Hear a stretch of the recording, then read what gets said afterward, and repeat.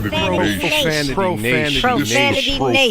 Nation. Yeah, it's the new era of man for some old school fans with a new school brand. We got money on the mic with the plan in hand. And Stat Pat to his left, they go hand in hand. And to the right, we got Simpster, he putting it down. It's the Profanity Nation, we running the town, yeah. It's the Profanity Nation. Profanity Nation. Hey, welcome to the show. Welcome to the Profanity Nation podcast, where we are the voice of the professional fan.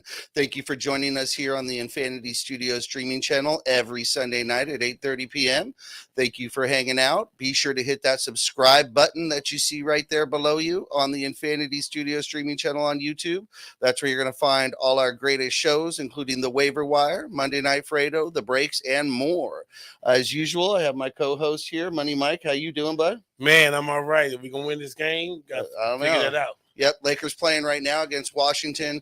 Got a couple injured players out there. Of course, Anthony Davis is injured. We all know that. We'll get into that in a second. And then now Austin Reeves went out with an ankle injury in this game, so they're starting to pile up. Of course, Patrick Beverly isn't playing. We've got some other players out, but that's okay. That's okay. The Lakers still need to get this win because it's the 12th seed versus the 12th seed. So as Charles Barkley would say, why are we talking about the 12th seed? Why are we talking about the 12th seed? There's a conspiracy going on. It's because we in L.A. Because we in L.A., we are Lakers show. That's right. We're talking about it even if they're the 14th seed. All right. Our co-host, Stat Pat, he got delayed in traffic, but the show must go on. So he is joining us from the side of the road, actually. Let's bring him in. Stat Pat, how you doing? Can you hear us okay? Yeah, I got you guys. How you guys doing tonight? Okay. Can you hear me? Yeah, we can hear you. You're kind of low, but we'll figure it out. We'll figure that out on our end, but it's okay. We can hear you a bit. Thank you for doing what you can to join us. We really appreciate it. You're so important and part of the show. How are you feeling tonight, Stat? I'm doing good, man. I don't like the fact that Anthony Davis is out for another month, but that's just how it is for the Laker fan, right? Can you hear me? Yeah. Yeah, it's super low. Okay, we're gonna do our best here, Pat, and we can barely hear you on our end, but we're gonna do our best here. As Pat alluded to the fact that Anthony Davis is out for approximately a month, but nobody knows why. Yeah, we don't really know why. What is the secret? Yeah, we don't actually know why. We're just going to have to keep an eye on that. Maybe I would say we would talk to Marco, but Marco at least needs to have some kind of diagnosis to go off of besides an injured ankle. Yeah. This is a shock to nobody. We all knew at some point during the season that he would go down for at least a little bit. We're hoping it's not too long. The Lakers cannot afford to lose games right now. They've already exhausted their space for game losses. They just don't have any more room for this. So the Lakers absolutely need to hold court. They really can't even go 500 ball while he's out. They have to be winning because they're already still under 500. So what do you think the Lakers need to do in order to hold firm while AD's gone, and we're just assuming it's a month, even though we have no information? Yeah, I mean, it really is crazy because the fact that it's like, why are we all of a sudden hiding things? Like, we know, and when you even go look at the injury, he went for a reverse layup and he just landed on it, and then he kind of walked off. And they did X-ray, of course, that was fine. The MRI, they did that, but they're not saying anything. They're not announcing anything. He's going to be out at least a month. So what is it? Is it broke? Just sprain, grade 1, grade 2. We've learned a lot from everything, with Marco and so forth, but we need at least a little bit of info. Yeah. What's going on, Money? We good? We're low. Everything's low. Okay, he's working on it. Yeah. All right, thanks, guys. We're low on Clubhouse. We understand we're working on technical difficulties here, guys. But Anthony Davis, like we said, he's out. We don't know what's wrong. We don't know what's going on. We do know that it's an ankle injury. We know he's in good spirits because he's at the game tonight on the side watching the game. Your boy LeBron's going to have to carry the weight, and we know you don't have too much faith in that. So talk to me about what LeBron needs to do. I don't like. I don't know if you guys. Well, everybody listened to the last show. I put a bet out there, and to Fredo, Yeah, Monday Night Fredo. And, I did a Cardinal sin in number one, talking crap before the game was over. It was less than 5 minutes. I sent out a text asking what the score was, and all of a sudden the Celtics start roaring back. Everybody's blaming AD for missing the free throws. I'm saying, okay, that happened, but the game was tied. We had 12 seconds left in the game, and LeBron James had the ball. And why does he not drive to the hole? You kept saying that as we're watching the game today. You're like, why doesn't he do that at the end of the game? Why doesn't he do that at the end of the game? Because that's what I don't understand. Like, everybody's looking at him. He has the ball. They expect him to go ahead and take it. And, dude, if you drive to the hole, either you're going to slam dunk the ball or force a call. they're going to foul you. I mean, you're a 20-year veteran, MVP. Somebody thinks you're the GOAT. Man, like, come on, man. Like, at the end of the game, this is what hang on. You said somebody?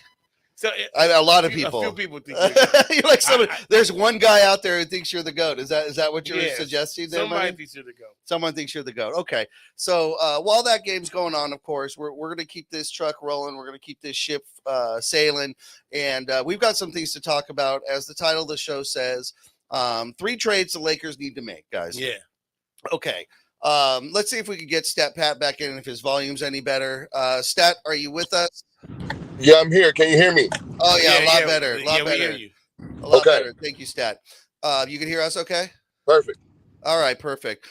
So what we're talking about today is 3 trades the Lakers need to make. And let's go ahead and get started here. We know the obvious players that are on the trading block and are potentials, and we know that would be Kendrick Nunn, Patrick Beverley. But, those guys, they're not providing much this year. So any team that accepts them is either doing it as a salary dump, meaning that they'll accept those players and then buy them out. So that way they just don't have them on the team. But if anyone's looking for anything decent or a playable player, that's not going to get it done. What do you think the Lakers need to do, or at least be prepared to give in as far as some sort of quality player to get something back? Let's just say, the rumors out there are the Bradley Beals, the Kyle Kuzmas, the Chicago players over there, DeRozan, Vucevic, all sorts of different players. But, it just seems like it's going to take more than Kendrick Nunn and Patrick Beverley to get it done. We're all a little hesitant to trade Westbrook right now, but I guess the reality is, are we a championship team with Westbrook? What do you think, Stat? Yeah, well, first of all, we have to get rid of the dead weight. So if they're not really contributing, they have to go. And so you're saying like Patrick Nunn and Kendrick Nunn and Patrick Beverley, both of them are just not pulling their into the bargain. So for me, it's addition by subtraction. In terms of where are we now, I'm really kind of irritated the fact that we haven't made any trades, because we see now we need it, and now it's almost like, are we going to be in tank mode now that we don't have Anthony Davis? Are we going to now tank or something like that? So how are we going to get these wings that we need to compete? We still need wing help, even though Thomas Bryant is working. I like Gabriel, but AD is going to be a big void to fill. And speaking of AD, I just want to ask you guys this one question, because I never seen, we as Laker fans, I don't think we ever experienced a injury-prone superstar. Like, is this our T-Mac? Is this our Grant Hill? Is this our, Brandon Roy? Like, is this our person that if he would be healthy, he'll be a top 10 player? Because that's what all the narrative with those guys were. If they're healthy, they'll be top 10 players. What do we do now with AD? I know we can't trade him, but at the same time, it's like, do we continue down that road too? There's a lot of stuff that should be on the table when it comes to the Lakers and how to fix us. Well, there's one thing that you mentioned there in that one thing you mentioned right there, and that was the word tank. And by definition, to tank, that means you're getting something at the end, and the Lakers have nothing because they do not control their pick this year in the trade. So if they tank, they're just giving that to New Orleans, which of course isn't anything we want to do. So tanking really isn't an option this year. So they got to play it out. They've got to at least go for wins. Their goal is to try and stay out of the bottom 10. But this injury to Anthony Davis is nothing surprising. Although we were all talking about how he was, seemed to strengthen his core, strengthen his body a little bit. We were just kind of gaining some faith. But in the beginning of the season, though, Mike, we were looking for about 62 games, I think was the number that we were looking for. And we were hoping he would finish the season. Now, we may still get that because he hasn't really missed any games yet. So if he misses a few, that's okay. But the problem is if he misses some games, we can't afford to go 500 right now. We already gave away so many games at the beginning of the season that we need to excel. And if we don't excel, we're not going to get the playoffs anyways. So what's the use? Yeah, I mean, but listen, we got to continue to play. We can't give up. We know AD went down. He got his rhythm when LeBron got hurt. AD stepped it up when LeBron got hurt for those, 6-7 games that LeBron was out. Yep. So personally, I'm expecting LeBron to do what AD did. You know what I mean? Like, he's supposed. With LeBron and Westbrook, we should still be competitive and be able to win some games against the bottom dwellers. We're not going to win games against the teams that are. Beat what's the name? Denver. Denver's good. Yeah, but again, now that's a game where they start the game and they're scheming for a game against AD.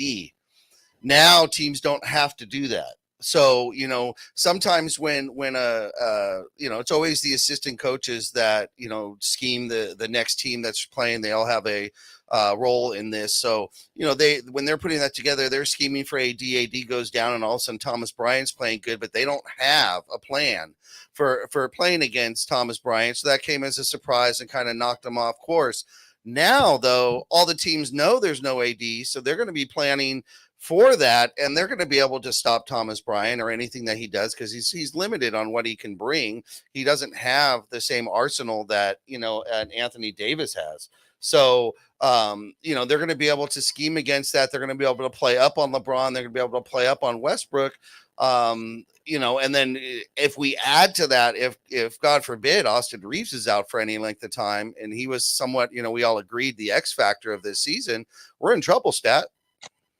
Yeah. And when you were talking about how teams are going to scheme for us, we were talking about just how scheme against us offensively. What about the flip side and how they know that, they're just going to basically, if the Lakers are a top one or top two teams with points in the paint, with most of that's all AD. Well, you take AD out and you block that paint off and you basically force the Lakers to do something they really do not want to do. And that's literally shoot threes. They don't want to do that. So the fact that we have to now shoot better because we don't have any inside presence. I mean, LeBron has a okay post game, but you can't put him in the post and then get those same kind of numbers that would collapse the defense. Everything is on the perimeter.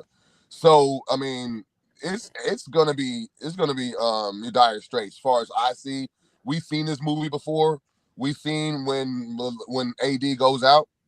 How do we look? We don't have the necessary horses. And like you said, Jeff, I forgot. I know we don't have our draft pick, but man, I mean, you can't tank.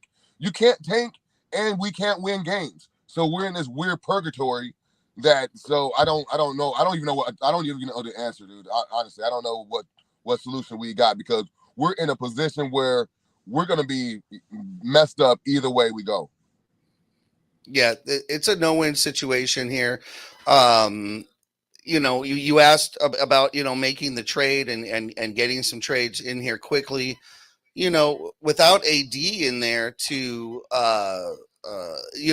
work in and work some chemistry with a trade, then we're way behind. Well, we're way behind on that situation. So, even if you make a trade, let's just say, they go for it, and let's say they somehow wheel for a Bradley Beal. Well, that's great. But then, you get him in here, he's going to have to get adjusted. He's going to have to, get used to the team. And then all of a sudden, a month later, here comes AD, and you got to get adjusted and used to the team again. And we all know that takes time. It takes a while to build that chemistry and that timing between the players that is just so desperately needed.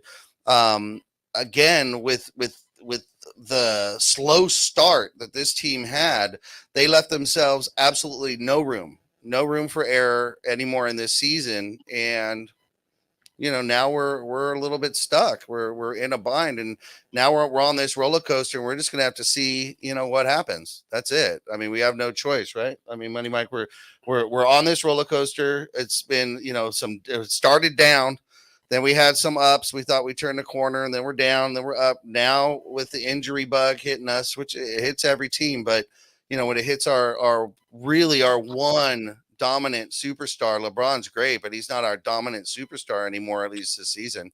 That leaves us in a hole. We can't sound so depressed about this. I mean, it's we got seeing good vibes. I mean, it definitely is depressing, but it's still All-Star break has not happened yet.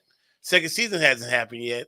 Can we play 500 ball at least? Maybe even get up to 500. Yeah, but 500 isn't gonna get us into that playoff position if we're talking playoffs, right? I mean, we're talking playoffs. Otherwise, what are we doing this for?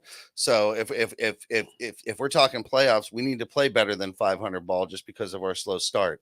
And I don't know that this team is capable. They did pull out the win tonight, 119-117, it looks like, against the Washington Wizards.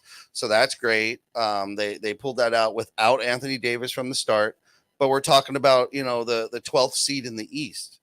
Yeah, and what's our record, though? How far are we out of first place? We'll take a look at that. We'll see where we are statistics-wise. But I think we're probably from first place, probably about 8-9 games, maybe. Okay. So we're 12-16 right now. We're 6.5 back. It's not bad. Yeah, but other teams going to be searching. We're going down that, but hey, look, and the Warriors are the 11th seed. Yes. That's okay, but I'm talking all the positives. So all you're saying is misery loves company. Stat, does it make you feel any better that the Wizards aren't at the top, even though it's New Orleans and probably the Suns still up there? You know what? I'm taking all the wins we can. We gave a lot of those wins away in the beginning of the season to those bottom feeder type teams. So we need to now establish that we can beat these teams. Now, while we have some sort of chemistry, AD going down, it does hurt, but like Mike Money said, we need to look at the positive. However, I'm just finding hard to say when we play against the teams that are in the top half of our conference, how do we match up with? I know we beat Denver, but I'm not really scared of Denver. Even if we get all of a sudden have a new team, I think AD and LeBron beats Denver by themselves, and everybody can pitch in. It's just and then the use the Warriors is funny because we know what they're gonna do. They're gonna go on a streak. In a minute. They're having chemistry issues, but they're gonna come if they make a trade. If somehow they trade somebody out, they're going to be right back in the thick of it too. So the problem is they're not dealing with the health issues we're dealing with, and I just don't see how, like Simpson was saying, if we're going to have somebody come and acclimate themselves to play with LeBron, then have to acclimate themselves to playing with Westbrook, then acclimate themselves playing with AD, and we don't even know if that's going to work. It's not like a Paul Gasol situation where it was just like a fish to water. It's going to take some time, and I don't know. We don't have time. Like Simpson said, we didn't give ourselves enough wiggle room to absorb any kind of injury of this magnitude. Absolutely. Yeah. Absolutely. Yeah. I don't know, man. I'm just trying to put. I'm trying to be optimistic. You know what I mean? Because I don't want to. Obviously, like you said, Stat Pat, we can't tank the season. And it's still early. We're only 4 games out of being 500. We're 12-16. We have been playing good ball. There definitely are players that we do have that can possibly step up. We got Max Christie was actually making his threes tonight. Austin Reeves, hopefully the ankle was not that bad, so he could come back and help us. We'll Bryant, definitely be looking for an update on that, and hopefully they'll give us a little bit more info about these injuries. right? Yeah, Bryant is kind of he he needs to. He had a good game against Denver. He was trying really hard today. Kenny, I think hopefully he can play a little bit better. But we're not going to get any major improvement from Thomas Bryant. We all love him. He came from South Bay, but he kind of is what he is, right? We're not expecting anything. Nobody, the magic word in sports when people are underperforming is always potential. If they lived up to their potential, none of us have ever mentioned that Thomas Bryant has a huge ceiling or so much more potential. I think he's playing solid. I think we're getting what we expect from him. I think that's what we'll continue to get from him, but I really don't believe he's all of a sudden going to start playing some all-star caliber ball and we'll be like, wow, we didn't see this coming. I think, you are what you are at a certain point in the season there and in your career. I'd like to hear from Stat with all the rumors we're all hearing here. Again, you've got, now Bradley Beal, of course, Kyle Kuzma has been a little bit vocal. Sounds like he'd love another turn at LA. You've got the Chicago situation. You've got Bojan Bogdanovic over there in Detroit. Out of the rumors that you're hearing, what's the trade that you would most like to see? What are you willing to give up, and how does it help our team? To be honest with you, what are we looking for? We're looking for shooting, and we're also looking for now an inside presence. And if we're thinking about what we do, I would have to go back to the Miles Turner Buddy Hield trade, only because it helps us right now. Now, I don't want to give up 2 first rounders, but we're at a situation where we were playing high stakes poker and we were hoping that everything stayed healthy. Now, if you trade for those players that we just get shooting, then we're just basically a perimeter team and we don't have any inside presence. The problem is with, Miles Turner, he's going to ask for the world, and I don't really want to pay him that. But at the same time, we're talking about a stopgap or something that's going to help us stay afloat. I think that's our best option. The other trades that you were saying before, Bojan, I like him, but I think he was like, if he's a really good third person, kickouts, attack, the closeouts, really nice shooter, able can fill it up, but he will be doing it in a complementary role. I don't want him to be the go-to, but hey, with opportunity comes, a lot of people that might step up too. So I mean, I like the Bojan Bogdanovic trade. I wish we had DeRozan in the beginning before because I like his mid-range, but his mid-range game fits whatever, but it might clog up the middle, right? LeBron likes to go to the rack. AD is not operating in the post. DeRozan, it can score, but he's also going to be in that mid-range area too. So does that help us offensively? It helps us now, but when AD comes back, does it really help us all the way? The only other trade I would like, it would be funny if we traded a first rounder to get Kuzma back when we traded a first rounder to send him out. Like, it would just be like mind-boggling to me to trade a first rounder to get Kuzma back. That just tells you the ineptitude of his front office if that's what kind of moves that we're going to try to do to improve this team. Right. And of course, Kuzma's, the word is that he's looking for a payday next year in the neighborhood of about 20 million. And I don't know that the Lakers are going to pay that. So, at this point, we've mentioned, tanking, which doesn't get us anywhere. We've mentioned, trying to get to the playoffs, missing the playoffs. The one thing we haven't mentioned is next season and the season beyond, and any trades we make this season will definitely affect that.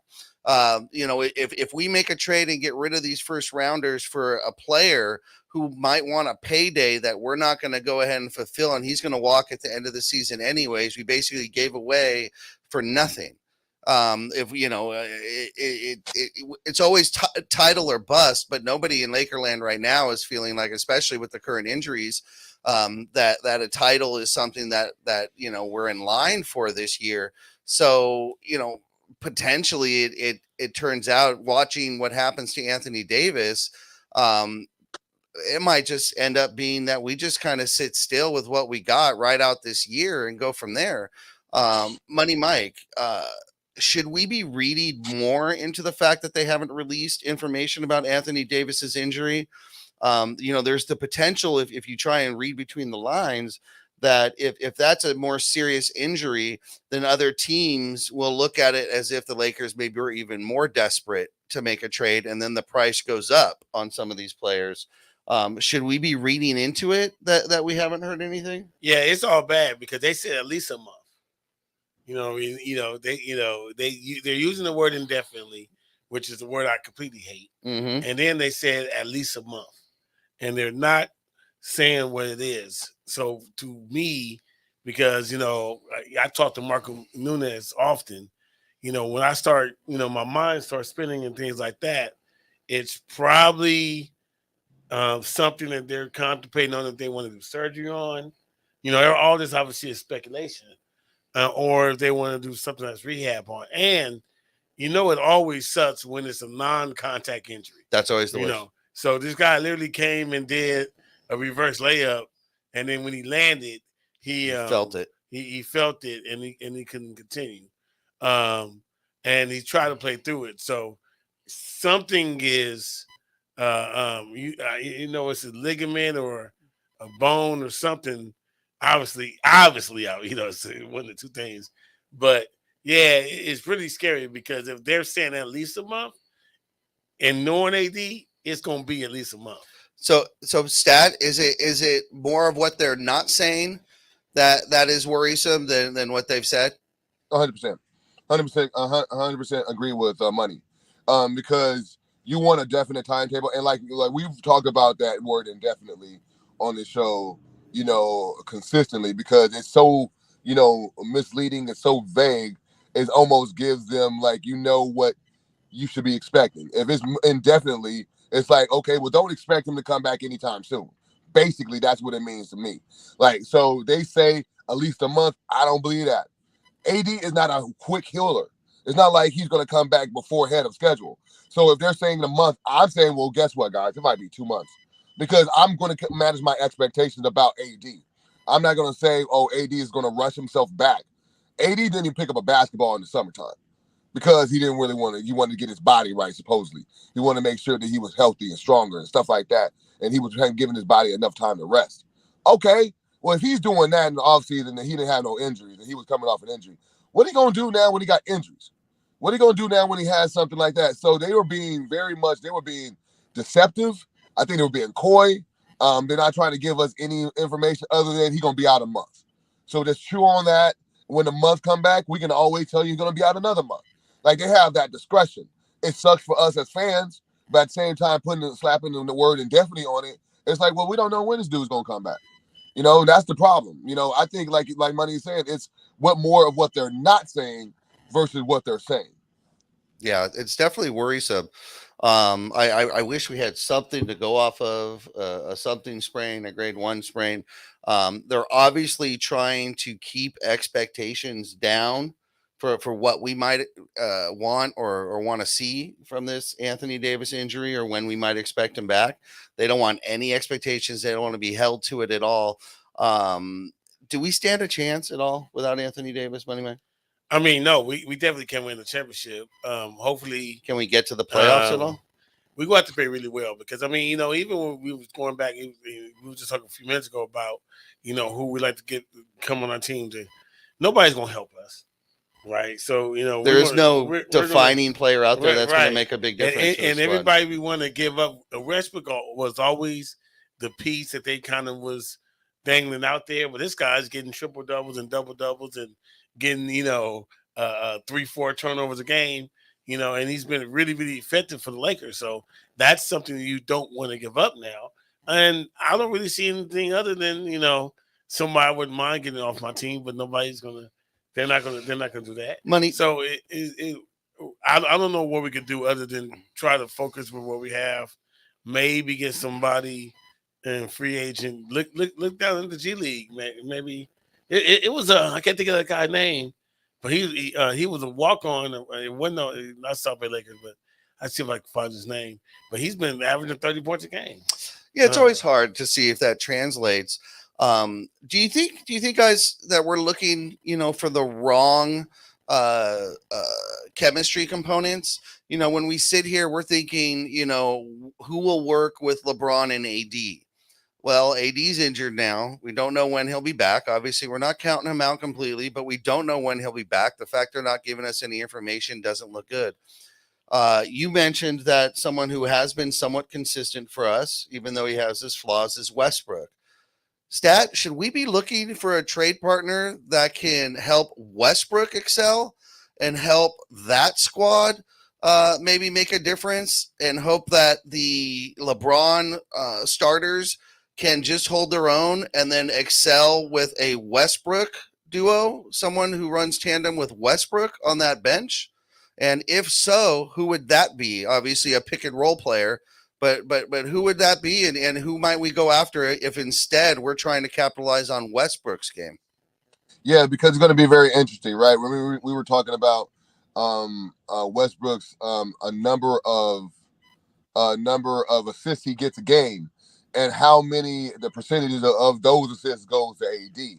So now it's going to be interesting to see how he plays without AD getting like half or 2/3 of his assists per game, and he's going to make, because his turnovers been down, but it's down because he's literally being laser focused and trying to get the ball into to Davis. Now that that's not there, who like we would have to get, like you said, another pick and roll kind of person, but who can that be? How can we trade for that person? And most importantly, how can we make the right trade and not, succumb to basically the Laker tax? Because like you said before, right now, the league knows we're in desperation mode. So if we're in desperation mode, that's when the price of the brick goes up.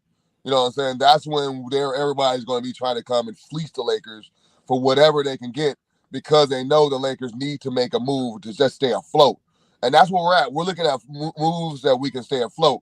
So if we're talking about the Vucevic from Chicago, if that's the kind of move that we got to do something like that, because we need some kind of inside presence to even think about making it to the playoffs. Because to put all our rest on, finding a partner for Westbrook and then have a LeBron just do LeBron things, and then we'll have all these role players. It's just I don't see how it's going to happen.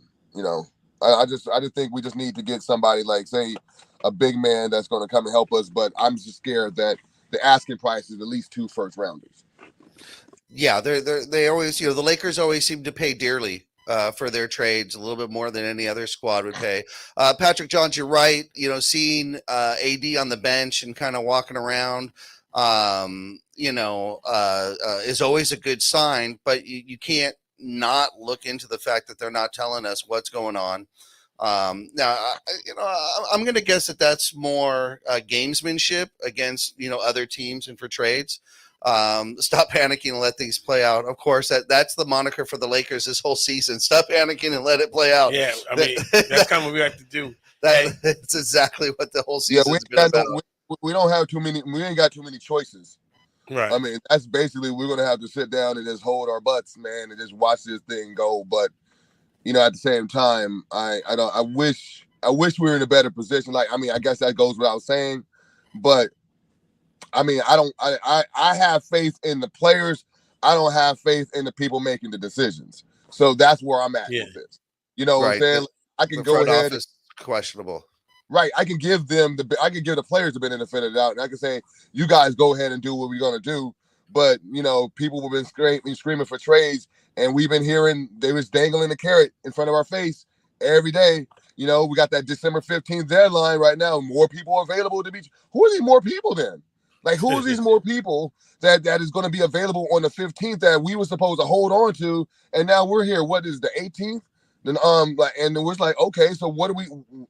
You know what I'm saying? Like, where are these new, list of people that we were able to go ahead and, okay, man, we could pluck one of these guys just for 2 second rounders. I'm looking at people think we can make trades with 2 second rounders. The Lakers, 2 second rounders? Nah, we will never make a trade with just a player and a second rounder and feel like, you were going to get it. So I'm with P. Johns. You know, I hear what he's saying. Like, you know, I don't want to sound like I'm panicking and everything. But look, man, enough is enough. And I was going to curse, man, because I'm at this point. Enough is enough, dude. We got to go ahead and either we buck up and we start playing. I like Max Christie. I'm cool. Maybe he was going to be the person to unlock our offense because he looked like he could shoot. Or we just got to be like, okay, front office, what are you doing for this team? Because it looks like they're not giving a damn. And I don't want to keep hearing them move the goalposts. Sorry, like, well, closer you get the deadline, that's where all the trades are, you know, more people come. That's what we're hearing. It's almost like they're just dangling the carrot, placating us, letting us get all, you know, pretty much. I'm so frustrated with this team. And like I said, I don't want to sound like I'm panicking, but damn, at the same time, man, what else am I gonna do right now? I had no faith. Faith in what? What am I putting faith in? Yeah, we gotta keep calm. And we got Clubhouse on here. Blink your guys' mic if you guys have a comment. Maybe we can you guys can help us figure out what needs to be done. You know, other than just don't panic. What we're gonna do, guys, you have a set. Yeah, go ahead, Crispy.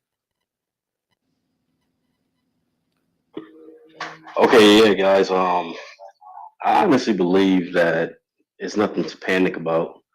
I like how our squad is balling without AD. We missed him last game. Thomas Bryant had 21.6 rebounds. Tonight he had a double-double. I think he's ready to step up to the plate, to be honest. And I feel like the supporting cast is ready to step up to the plate as well. I feel like without AD, we do like a lot of running gun offense, which I love a lot. On top of that, we see a lot more pick and rolls. Damian Jones was exclusive for us off the bench tonight, which helped us out in this win tonight as well. So yeah, I don't think it's too much to worry about. As far as the AD injury, I think AD is going to be out for at least 5 to 7 weeks. I think it's a real injury. I don't think we want to disclose it right now. Maybe like a mid ankle sprain, but yeah, I see him being out for about 5 to 7 weeks. And it's funny because last game I had initially said that on Twitter that he'd be out for several weeks, and nobody believed me. But yeah, I don't think it was a pretty good injury. Yeah, well, you know, I love your optimism, Crispy. So yeah, I mean, I do too. Do you think, Crispy? We're talking trades here, of course. Too. Is there a trade rumor that you like? That you wish would get done? Hey, from my understanding, okay. Let me start off by saying this. I would love to have Bogdanovich come in. He'd be crucial when it comes to 3-point shooting for us, which we, you know, critically need. But also at the end of the day, as bad as I want to get rid of Pat Bev, I mean, I really don't. Pat Bev as a person, I like him. As a basketball player, I don't like him. As bad as I want to get rid of him, I don't think it's in our right will to make a trade right now. I want to sit back, you know, lay back and see how our team operate without AD. Because AD has been the pivotal movement for our squad right now when it comes to success of winning ball games. So I would like to just sit back and see how we operate without AD right now for a while. Well, there's no question, Crispy, that if this team's able to maintain, and by maintain we say, you know, play 60%, win 60% of their games, that you know, anything better than 500 really, then that actually bodes pretty well for this team when AD gets back. And you know, there's plenty of time for AD to get back, to get healthy, and to get, you know, rolling again, and to help us, you know, hit a stride that can help lead us to, you know, potentially a playoff run. AD was the one who said, hey, you know, regardless of regular season schedule, nobody wants to see us in the playoffs. And that's true. You know, nobody wants to see this team healthy in the playoffs because anything can happen. They know that.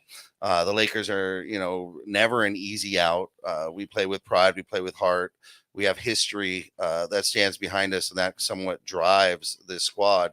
But, you know, and maybe you're right. Sometimes the best move is not making a move at all. So with that, really quick again, Crispy, are you happy that Pelinka's been patient with this and, you know, may look to, you know, wait until more where the trade deadline approaches before he makes a move or chooses to make a move? I mean, yes and no. because I would have put the trigger with the whole Pacers trades off. Me personally, I would have put that trigger. I think you'd have got two young guys to come in to fill the void. At the same time, with AD being hurt right now, you made a very pivotal point where you said that AD will be coming off a 5 to 6 week rest, so he'd be fresh and ready. And I think our squad will keep up with performance base wise. I think we'll keep up with the pack. So we still have some momentum going into New Year. I see AD coming back around the second week of January. He won't be out for too long, but get him in his break, and he deserved it. He's been balling so far. So yeah, I mean, I'm still feeling pretty upright about our squad right now. I have no worries. Gotcha. Is 60% about what you're hoping to get out of this squad and wins? Oh yeah, I see 60%. It's funny because we had a game room tonight and we were talking about 60-40 when it came to the Lakers' success. Yeah. Okay. Yeah. So that's probably the number, right? We just have to do better than 500 because we've already given away so many games. Money, your thoughts on it? Yeah, I hope that they play. They're able to get above 500. I think that's the first goal. The first goal is to get 500. Yep. The second goal is to get above 500. And then if we're able to do that, if we're able to play 500 ball with, where the Warriors are and all these other teams, I think actually are really going to be there at the end. I think we could definitely, if AD comes back, we could definitely be contenders and be able to probably make some noise in playoffs. See, Patrick Johns here. P. Johns, thanks for joining us as always, Patrick. We love having you. You're always coming up with some good things here. There is a time, and the time's now that you have to start thinking about the next season. You got to start thinking about, you don't want to trade too many parts, too many players, too many picks for either a player you're not going to re-sign or something along those lines. You just can't do it. You just can't do it. So, they've got to be really smart with this. That's for sure. They've got to be really smart. What we're going to do here, we're a little bit late, but what we're going to do, we're going to take a quick break as we always do.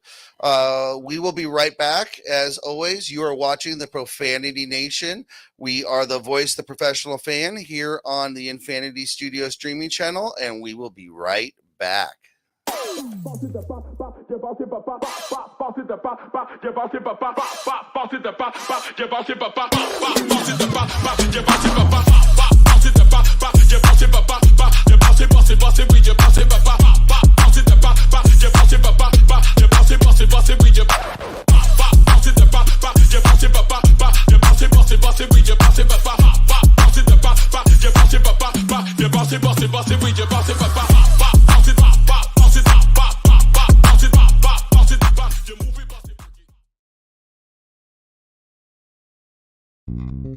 United One Protection Services. With over 30 years of experience, United One Protection Services has more expertise and knowledge than the other security companies combined. Residential, commercial, municipal, or institutional, United One Protection Services does more than just security. We protect your livelihood. United One Protection Services.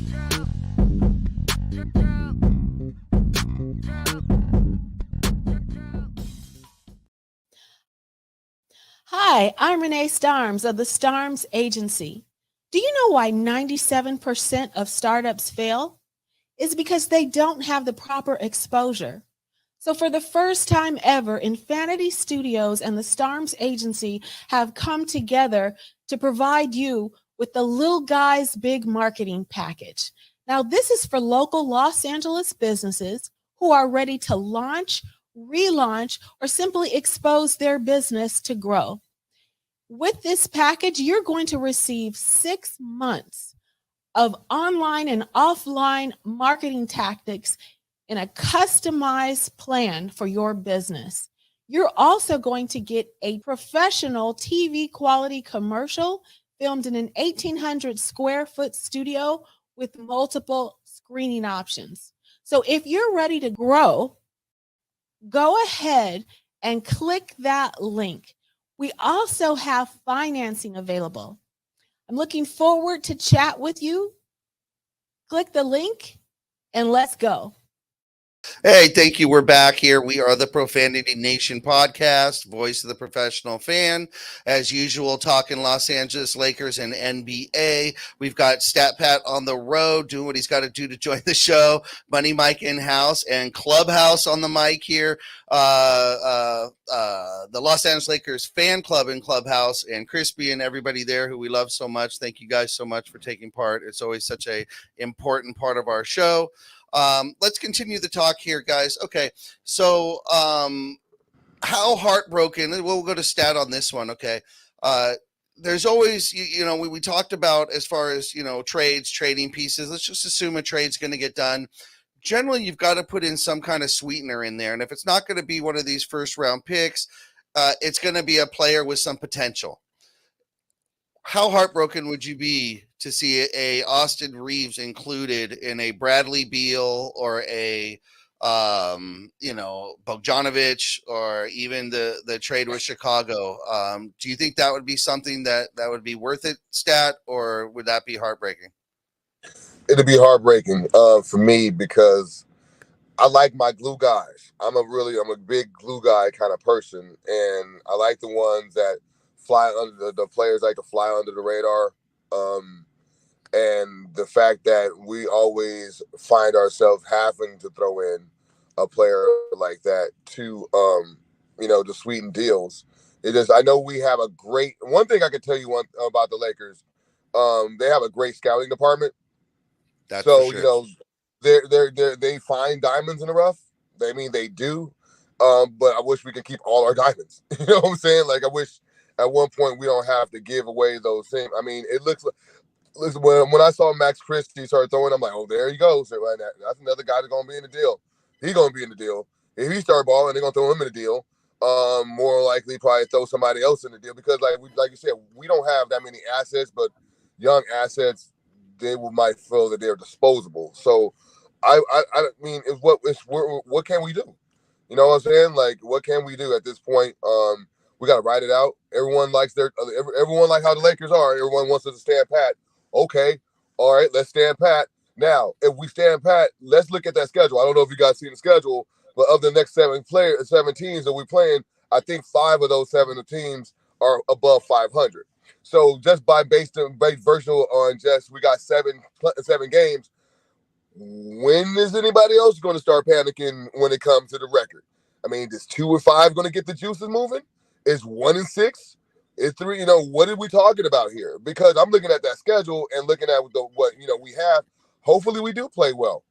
But if we're now 2-5, I don't know how. Look, maybe I should just not be on the show because I'm gonna hack the whole ass, right? You know what I'm saying? Because I'm trying to basically stand down, but I'm looking at us going into the storm, and we ain't got no life preservers. So it's what it is. Gotcha. So next 7 games.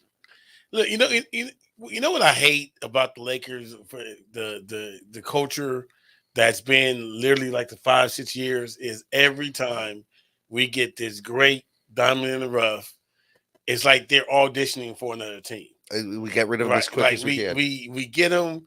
Oh my God, what a great guy! And then we just get rid of them. It's like we never have. It's like we don't even have intention on keeping that diamond in the rough, where we can have them on that contract where first 3-4 years we ain't gonna pay them that much, but they're outplaying their contract. It's like that helps our salary cap and everything. It seems like every time we get somebody that is outperforming themselves, we get rid of them for some name brand player. And to me, that's the most frustrating thing because, I think sometimes we should stand pat, and maybe in a couple of years, that person could be, and with us, asset to us, and actually be maybe a star on the team. Like Stat said, these players that end up being kind of the glue, the X factor, they're not the marquee player. You're not going to see their name on the marquee. You're not going to see them in the All-Star game, but they make the difference on a championship team. They always do. Those are always the guys that make the difference. They're always the guys that seem to hit that big shot when it counts. The Derek Fishers and so forth. You know, it just seems like they're the guys that drive the momentum. And you're right, the Lakers and this predates Pelinka. They see these guys, and I think that they value them as fool's gold.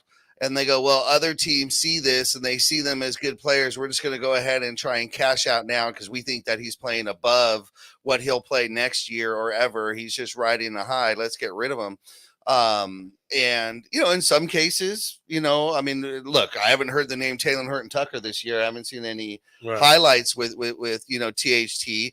But then you look at some of the other players where you have a Kuzma, Brandon Ingram. You've got, the list goes on and on. Man, I know our friend Lisa Axelrod. Yeah, that for Utah, Jordan Clarkson. She texted me about a couple of weeks ago, said thank you very much for Jordan Clarkson. Yeah, these players, these guys, they on the Lakers. Yeah, sure, they may not make it to the All-Star game, but they're all-stars for us, and Lakers fans see them as all-stars. And someone like a Jordan Clarkson is still very beloved in Los Angeles. Right. Now, of course, speaking of Utah, they have fallen back down to earth after their strong start.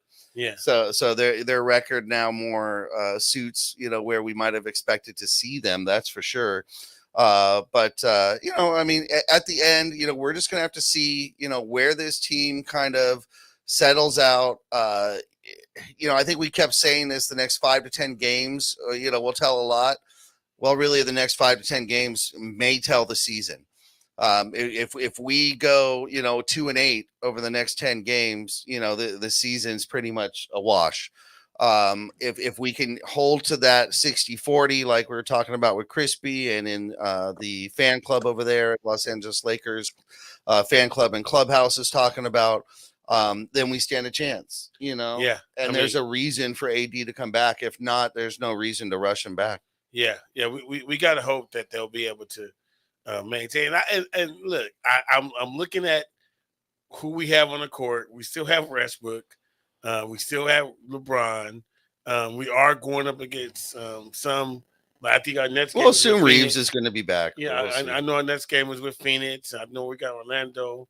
Coming up.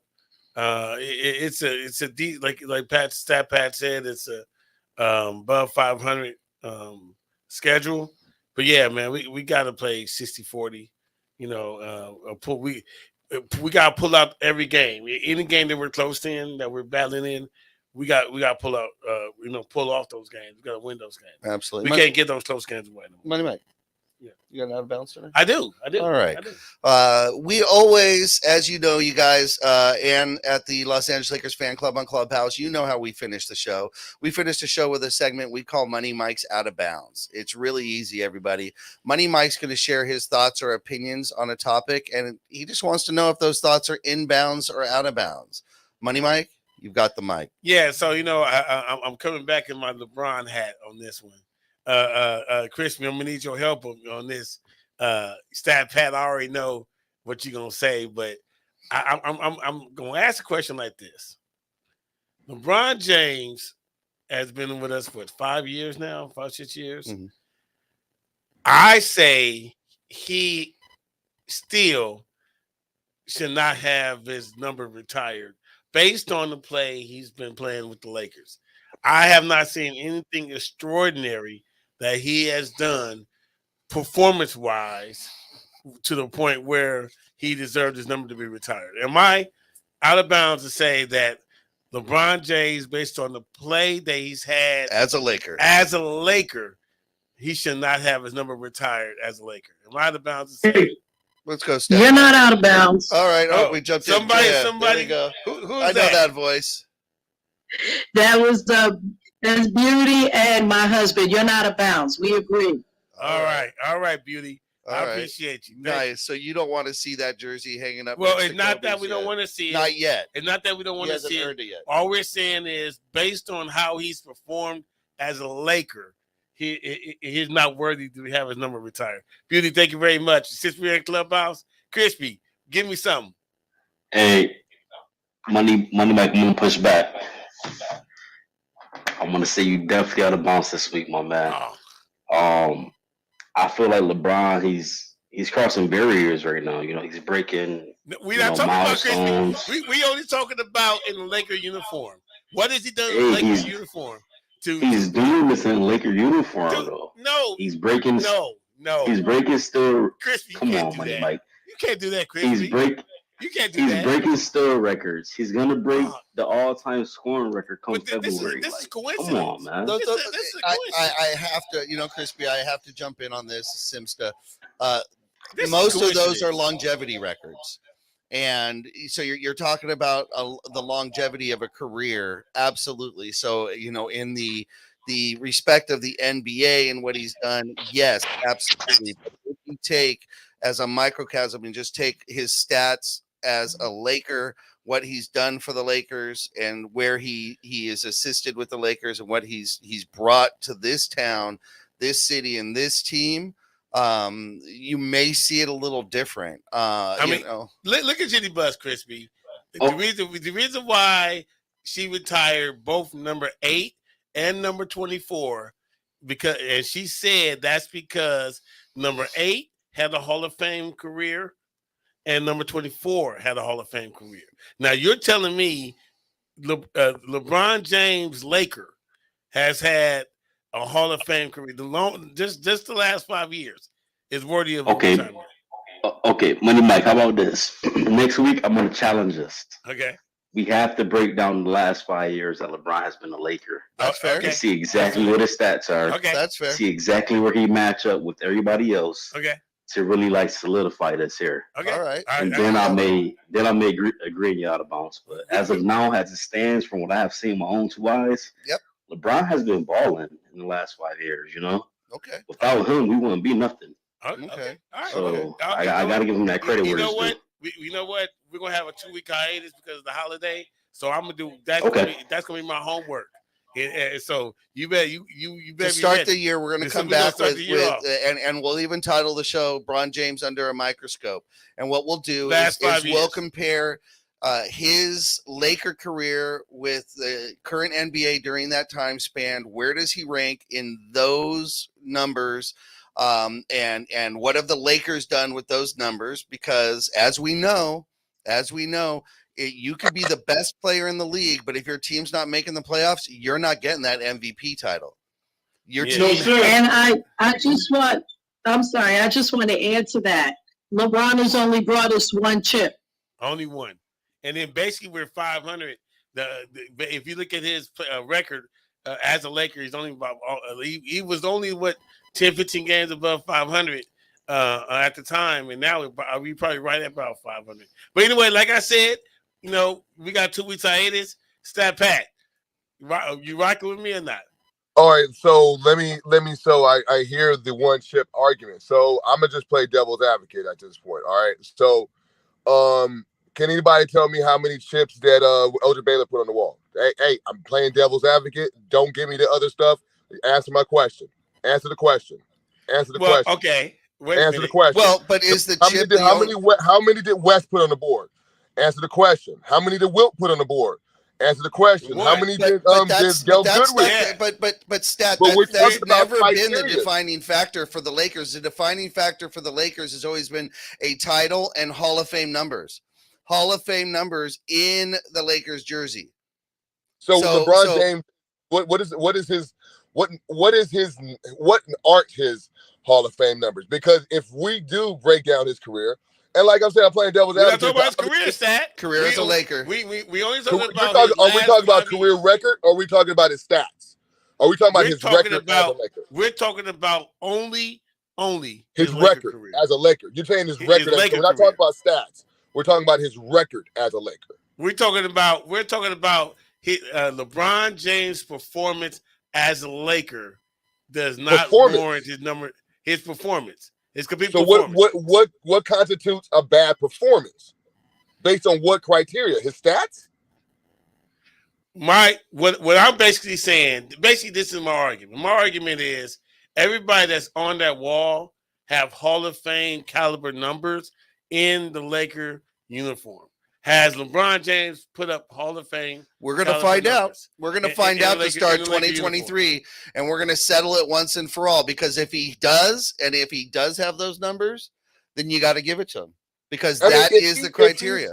If he's averaging 28 points, 8 I just rebounds, and 8 assists, to jump in and say happy birthday, Albert. I'm glad you got to see them win. Yep, I appreciate it. I appreciate it, Tracy Wilson. Yep. Crispy. All right. Happy birthday, Albert. Crispy. All good. Happy birthday, Albert. I just got out the crypto arena. I'm in the car now. Oh, congratulations. You brought us the win. Great atmosphere. I love it. All right. Great, Wonderful. great. Wonderful. All right, guys. Man, it was All right, everybody. a This was good atmosphere in that arena. excellent. Excellent. All right. We're running late, guys. We appreciate it. Hey, Crispy, Albert, happy birthday. Everybody, thank you for joining. Thank you for taking part in the show. Everybody have a great holiday. Have a great new year. We will be back to start 2023, and we're going to put LeBron James under the microscope. That will be our first show coming back. Crispy, you're going to be a big part of that, so be ready. Stat Pat, thank you for doing what it took to join the show tonight. We know you hit some traffic and some snags, but we appreciate you being here. To everybody else watching and following, have a safe holiday. Have a safe new year. To everyone, God bless. We are the Profanity Nation. Absolutely. We are the Profanity Nation podcast, voice of the professional fan. Only here on Infinity Studio streaming channel. Coming up next is the Waiver Wire with Marco Nunes, former head athletic trainer for the Los Angeles Lakers, and our boy Money Mike. They're going to go ahead and fill you in on fantasy football injury reports. You'll find it here as well on the Infinity Studio streaming channel. We'll see you later. Thanks, everybody. Peace. Peace.